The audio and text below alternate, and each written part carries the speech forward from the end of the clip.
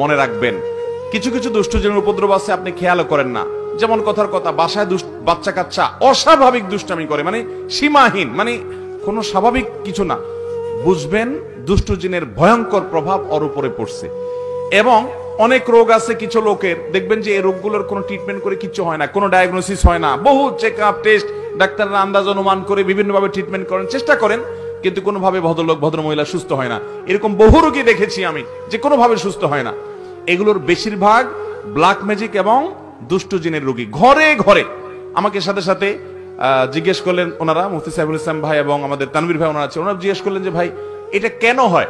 আমি বললাম কেন হয়, জিন, দুষ্ট জিন অর্থাৎ শয়তান, শয়তান তার উপযোগী জায়গায় পাইলে সে সেখানে খুঁটি গাড়ে।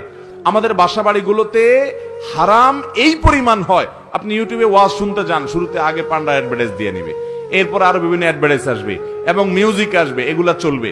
এই মিউজিক যেখানে থাকে সেখানে শয়তান আসবেই, আপনি এটা নিয়ন্ত্রণ করতে হবে। আপনার বাসায় বিভিন্ন প্রাণীর ছবি টাঙিয়ে রাখবেন, এখানে শয়তান আসবেই, রহমতের ফেরেশতা ঢুকেন, হাদিসে বলা আছে, এখানে আপনার এই অবস্থা হবে।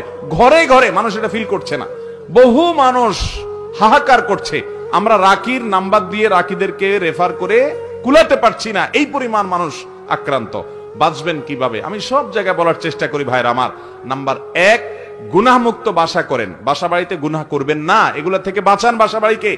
সবচেয়ে বড় কারণ হলো, দ্বিতীয় নাম্বার যেটা বলবো সেটা হলো, আজ কোরআন তেলাওয়াত আমাদের বাসা থেকে উঠে গেছে। আমরা এখন বড় জোর ইউটিউবে একটু তেলাওয়াত চালাই দেই, আল্লাহর কসম করে বলছি, যেই বাসায় কোরআন তেলাওয়াত নিয়মিত হয়, আওয়াজ করে, শব্দ করে, ওই বাসায় ব্ল্যাক ম্যাজিক, দুষ্ট জিন থাকতে পারে না।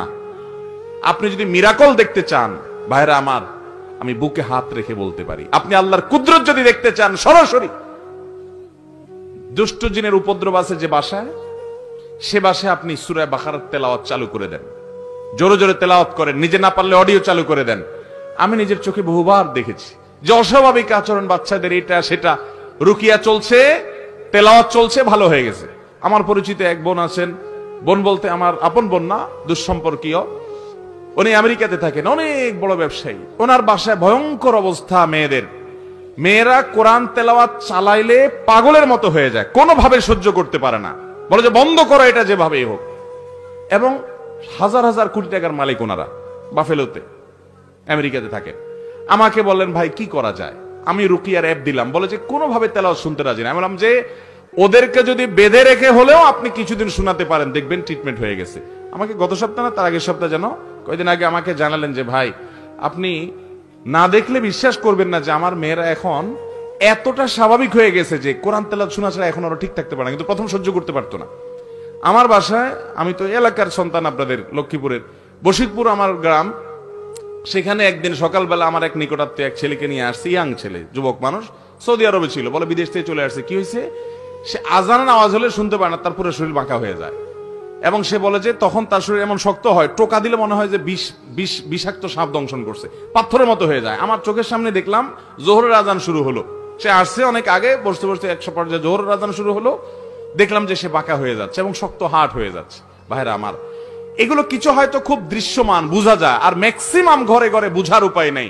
এটার মূল ট্রিটমেন্ট হলো কোরআনে কারিমের তেলাওয়াত। আজ মুসলমানের ঘরে কোরআন তেলাওয়াত, মুসলমানের যুবকরা আজ গান শুনে, আজ ঘরে ঘরে মহিলাদের মোবাইলে মোবাইলে হারাম জিনিস দেখে, পর্ন ভিডিও এত পরিমাণ দেখে যুবকরা, এমন একজন যুবক পাওয়া হাজার হাজার যুবকের মধ্যে কঠিন হয়ে গেছে, যেই যুবক বুকে হাত দিয়ে দাঁড়িয়ে বলতে পারবে এই দুই চোখ জীবনে কোনোদিন কোন নোংরা ভিডিও দেখে নাই, আলহামদুলিল্লাহ।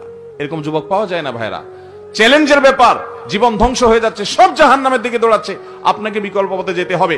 শয়তানের শয়তানি থেকে, বাসা বাড়ি থেকে নিজেকে বাঁচাতে চান, এবং আত্মীয় স্বজনরা অনেকে উপকার করতে গিয়ে খুনকারের কাছে যায়, খুনার কাছে যায়, আপোষের তাবিজ নেয়, এটা করে সেটা করে, এগুলা বেশিরভাগই ব্ল্যাক ম্যাজিক এবং কালো জাদু, এগুলো ধ্বংস করে দেয় মানুষের জীবনকে। এগুলো থেকে বাঁচার জন্য দ্বিতীয় আমল হলো কোরআন তেলাওয়াত করবেন, বাসায় কোরআন তেলাওয়াত চালায় রাখবেন।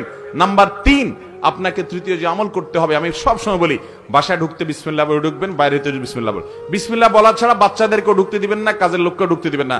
ঢুকলে আবার বাইর হওয়া, বিসমিল্লাহ পড়ে আবার বিসমিল্লাহ পড়ে ঢুকো। হাদিসে আসছে কেউ বাসায় পড়তে বিসমিল্লাহ পড়ে ঢুকলে তার সাথে শয়তান ঢুকতে পারে না, প্রত্যেকের সাথে শয়তান থাকে, ওইটা আর ঢুকতে পারে না। আর যদি বিসমিল্লাহ ছাড়া ঢুকে, তাহলে শয়তানের সাথে সাথে ঢুকে পড়ে। খাওয়ার সময় বিসমিল্লাহ, সব কাজে বিসমিল্লাহ পড়বেন।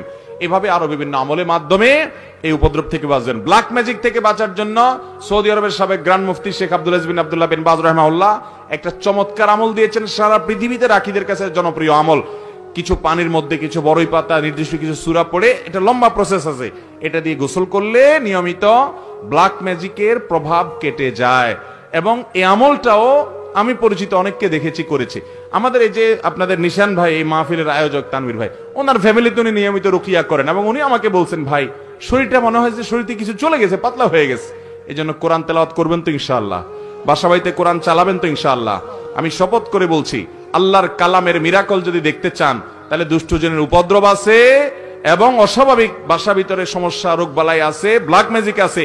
কোরআন তেলাওয়াত শুনতে থাকেন, একদিন দুই দিন না, অনবরত আপনি ফিল করবেন যে কিভাবে আল্লাহর কুদরত জাহির হয়, কিভাবে শয়তান পালায়। আল্লাহ আমাদেরকে বুঝার তৌফিক দান করুন।